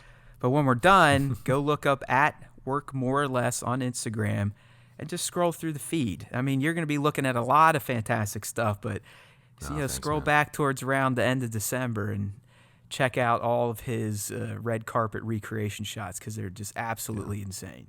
I will say too, you mentioned Venomous. He was kind enough to let me use some of his artwork for kind of the background, the walls. I love that guy. That guy's art just speaks to me. Amazing. And then it's also such a unique style. Someone else you're very familiar with, Darren Tibbles. He let me use some of his promotional, or some of the illustrations he did for Mandalorian.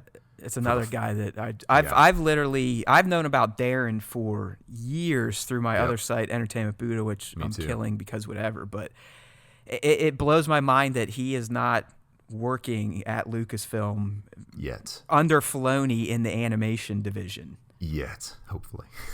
It's like, Jesus, man, that guy is. Whew.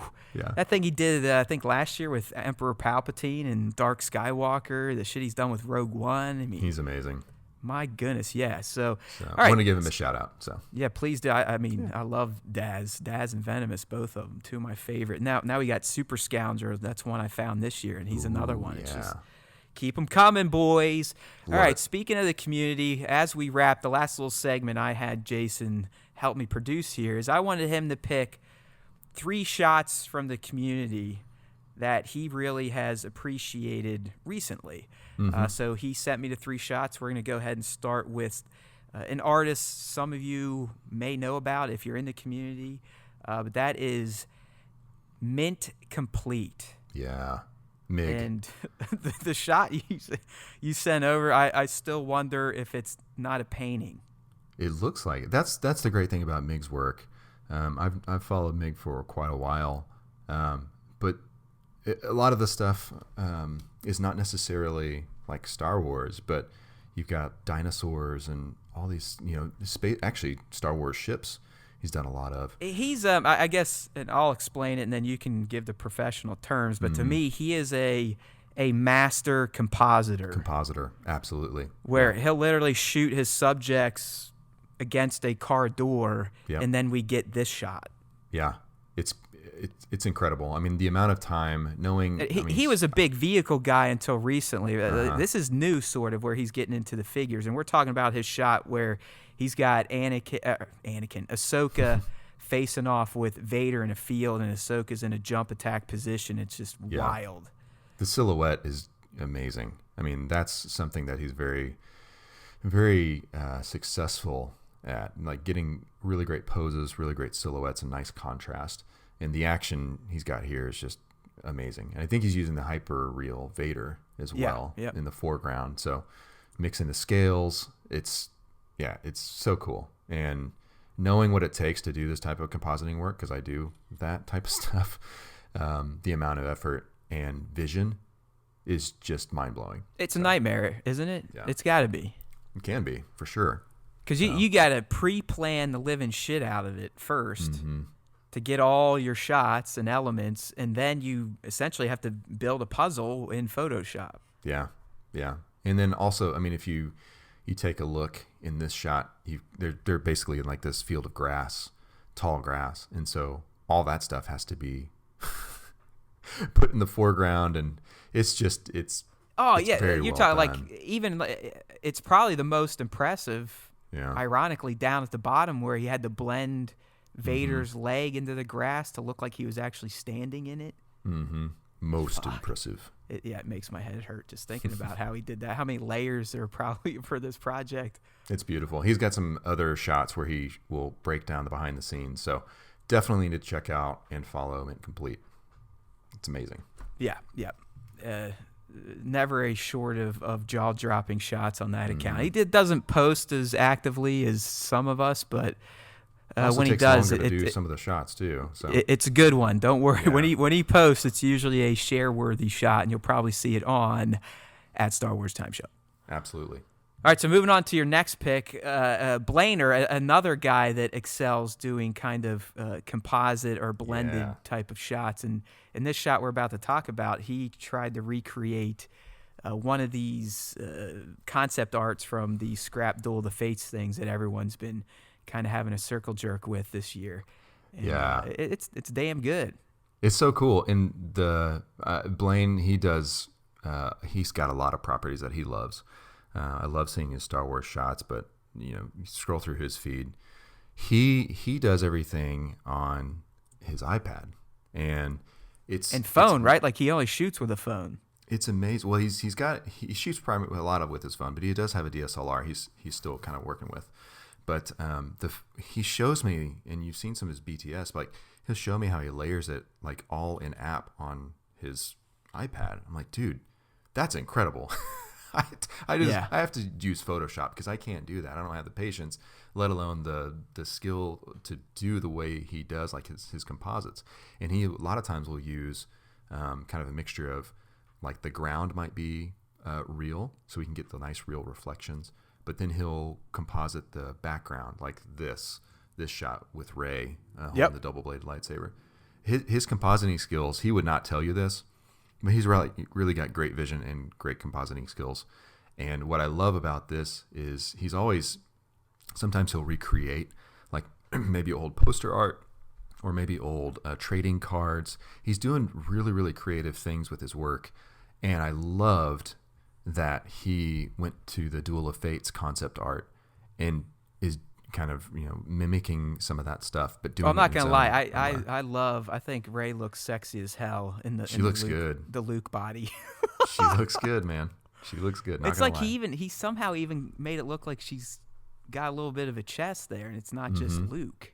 Yeah, like it has a female aesthetic to it. Yeah. Well, I think it. I think it's. You know what it is? Luke. It's got to be the sister, right? The sister. Yeah. Okay.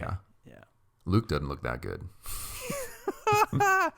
Ham will grow himself some bosoms, but yeah, maybe he composited that in or painted him, but he's got the white flap fold over. Yeah, it's really, really cool, and he's got some other shots from those. His account is one, unfortunately, that IG tends to hide from me. Mm-hmm. And I don't think he's not a Star Wars Time Show tagger, so I wouldn't have seen something like this. Yeah. But so speaking of that, Blainer you motherfuckers tag. Yes, I scroll through and grab people sometimes that aren't tagging. Black Series, I'm talking to you. Swit Picks, I'm talking to you. Because your work's great, but tag, I can't find all this shit now. I mean, with all the tags we're getting. That's true. But I promise you, at least until it gets out of control, if you hashtag Star Wars Time Show or tag, you're at least going to get a like to help you with the algorithm. All right? It's good to know. So those of you listening, tag the you. damn show. Don't use all those other stupid-ass toy tags we all do that do nothing. It's true. I'm telling you for a fact, if you tag Star Wars Time Show, someone's eyes are going to look at it. Thank you. That's a good PSA. I'm glad you shared that. Yeah, Blainer Things, at Blainer Things on Instagram, definitely worth a follow. The last one was at Mint Complete. And then moving on to another selection here from Jason, and this is another account that I've been following and do enjoy, and that is Skeleton Astronaut. Great handle, even better profile pic. Yep. Be a Cree. Or Brandon, I think. Right, I think he does something for another fairly popular Star Wars site out there. I think he writes for them or whatnot. Yeah, but, for Rebel Scum. Yeah, he's definitely another one of these toy photographers that just the creativity doesn't compute for me. Like my brain doesn't think this way. And we're looking at he did a bunch of mock-ups of essentially product promotion shots. I don't know what you'd call them, but. For the recent release of the Tross 6-inch figures. Yeah. So what I love, I've known him for a while, just like you've been following for a while too. He's an Oklahoman as well. So he lives in Oklahoma City area. I live in Tulsa area. We haven't been able to meet up quite yet, but I'm excited for us to eventually. But yeah, we kind of found out that we were in relatively close proximity, and like I said, his work is awesome. He does kind of the gamut. So he'll do 3.75, he'll do 6-inch. He does all kinds of things, and also just beautiful work. I love this whole series. If you follow the hashtag #FakeKenner, you can see this one that we're talking about. But he's got this whole series he's been working on, and they just bring so much joy. I mean, I think a lot of what we love as Star Wars fans and toy collectors is the packaging, right? So like the vintage collection, that's why it's packaged that way. There's something about the design of the retro packaging that just hits on, all of our loves, I suppose. And so he's taking that and creating, if it looks like maybe like ads from like a department store catalog or something featuring the toy. It's really creative, and I love kind of that vintage feel as far as like design aesthetic, and he knocks it out of the park. This one is, they're all so good. So you got to follow that hashtag, because just scroll through, there's like, he's done like some old stickers, like free Constable Zuvia with purchase of any 4 Star Wars action figures, like, stuff like that. It is great. Well, people probably don't even remember, fun. But back in the day with Kenner, they would. You could get special figures and special shit if you would collect UPC symbols from the back of your figures, and you literally mail them in, and they'd mail you back like the Emperor or old Anakin, the Sebastian Stan one. I mean, I remember all that shit. I still have these things. I mean, they're not as nice as the toys we get now, but that's kind of what Skeleton's doing here. Yeah, and I love it. I just love that vintage feel. I mean, he even makes the paper look worn out and old. Yep, and like it looks like it's been offset printed, and you see like there's just so much. There's so much goodness here, and I think it even looks like the yellow is crinkled paper. How the fuck do you guys do this in Photoshop, dude? Like, what is this? Photoshop's amazing. You got to do it. Yeah, I know. But yeah, his work. I mean, he does great outdoor shots too. But that's something that I just always am loving when it hits my feed, like seeing all the vintage style, like design, like posters and things like that. Yeah, I do that. These days, in terms of the boxes, they're stupid, which is cool because it allows me to just throw them out. I used to have a problem with keeping boxes. Exactly. But when they do those, and we're getting them from Empire, I'm sure Hasbro will send them to you guys. But the 6-inch card back deals. Yeah. That's pretty. Those are hard to open. I'm not gonna lie, those are hard to open. I've got a few that are unopened, and I think I kept one or two. I kept the SDCC Special Pilot Luke one. Yep, me too. The two from last year, the Obi and Maul, I kept. Yeah. And I think I even have a back and a Luke, but those are pretty. But these days, I've finally gotten over you got to keep the boxes, because you never know, when you're 80, you might want to sell these things to no one that wants it. Exactly. Like that. My dad really fucked me up with that type of shit and keeping boxes. So these days, I'm down to just keeping the boxes of my Barbies, because if I'm gonna spend $300, I might as well keep the fucking box. That's true. Yeah. But the little guys see you in the trash. I was gonna say his stuff's really fun, and man, there's just so many. I love that you guys feature the community, and each week I just look forward to like the top 5, and you guys you provide so much love. That top 5's getting dangerous now. We got people that are getting kind of competitive and making threats against Nick's life and shit. So I don't know. I might have to start throwing in an honorable mention here or there just to appease the masses. But that's not a bad idea. But it's great. We appreciate. I mean, I will speak for myself, but also I think for a lot of us in the toy community, we appreciate that you understand as a toy photographer and Star Wars fan, just everything that we do, that we put into our work, and the fact that you guys like to give shout outs and say, hey, go follow these guys because they're awesome. That means a lot. And so I appreciate you guys. I've been enjoying your show for a while, even when you were in Entertainment Buddha. But it's just fun to see where you've taken Star Wars time and that you really are about community. So I just wanted to say thanks. Well, thank you, sir. Awesome. But as Nick and I say, we do this for just the fandom, the interaction. We're all here to prop each other up. There's no reason to get pissy and spread more hate within the Star Wars fandom verse. Agreed. That's kind of why we do this stuff. But I'm not going to lie. I knew when we rebranded as Star Wars Time, I'd already been in the toy thing for a few years at that point, and I had a feeling that it could help us get a little traction with Star Wars fans, because that's what we were lacking when we were under the Buddha brand, because it wasn't branded as a Star Wars pod. It was just the Entertainment Buddhacast, whatever, Star Wars Time. And I kind of made the conscious decision to have that segment to focus on the community, hoping that, hey, maybe if we sit here and kind of stroke some egos, they might start stroking ours. I'm just being honest with everyone. I'm a human. I do this stuff because I love it.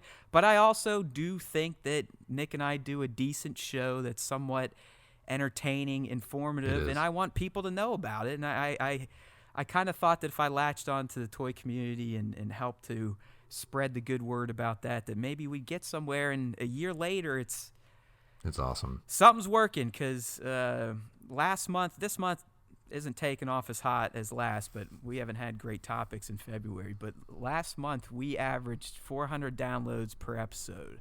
That's awesome, dude. Which, big picture, we ain't shit. That's great, though. Podcast, we ain't shit, but it's good to know that we do have some sort of an audience, a loyal audience. Yeah. And I probably don't have the best name for the audience. We're just calling them kind of the circle of assholes, the group of assholes, the asshole pack, whatever you want to call it. But just the banter in between shows, that's what kind of keeps Nick and I going. It's not about the money. It's just, hey, you guys like us? We're doing so. Like, I got a note today. I just want to read it. We're a little off topic. Oh, nice. And I will let you go, Jason, but it kind of follows up with what you're saying. This comes from Chef Toy RD, a newer account, great handle. Yeah. And I just featured a shot he put out today. That's right. And I get this in the DM in a story, and he sincerely wrote, "I appreciate big time. I've been keeping you in mind with every Star Wars post, trying to elevate my photography to something you might like. You have great taste, and it pushes me to try harder. Sometimes it's frustrating, ha ha ha ha, but thanks for the constant push. Cheers. Keep up the awesome content." That's awesome. That's why I do what I do. That's why I lay in my Absolutely. bed too long in the morning to share people's shots. Yeah. Because I know it does. Because when someone features my work, it makes me feel special, as lame as that sounds for a 40-year-old man. But I know what it feels like to be recognized, and that's why we do what we do. So I love getting messages like that. Thanks to Jason for, pumping the show as well. But let's keep this thing going, my friends. We need an even bigger audience. Let's get this community supersized in 2020. That's the goal here. Let's make it happen. Yeah, let's get it big enough so even Lucasfilm will start recognizing us and maybe hooking us up with PR contacts so we can get some news leads and this, that, and the other thing, or opportunities. But until we get those numbers, we're just going to be the lowly old Star Wars Time show. But When we got fans like you motherfuckers out there on Instagram especially, it does make all the time and effort we have to put in this well worth it. So yeah. Well, thank you guys for what you do, honestly. And I'm not just saying that. Like, thank you and thank you, man, for giving me all this time. Hopefully I didn't bore you with anything, or this wasn't oh, not at all. A waste of your Friday morning. I know you've got something to do for your kid. Yeah. So I don't want to keep you much longer, but as it kind of goes these days, we just did 2 hours. Yeah. Believe it or not, it didn't feel like it. Hopefully it didn't feel like it to you. That means we probably had some good conversation and people will enjoy this. Yeah. But I do thank you for your time, and I just thank you for the friendship through the app still at this point. Maybe one day we'll meet in the flesh and do a chest bump and a secret handshake. Yeah, hope that happens sooner than later. But you're a great person to interact with on IG. He's supportive of everybody. He'll give you your tips. And just look at his work. Look at his behind the scenes. I mean, you swipe on people that are offering behind the scenes. It's one of the best tips I can give anybody out there that's trying to figure out how to do some of the amazing shit that people like Workmoreorless put out. All right? Anything you want to leave the fans with before I sign off? No, I mean, just I love the community. It's so fun to be a part of it. And it's not about taking the pictures. It's not about posting the pictures.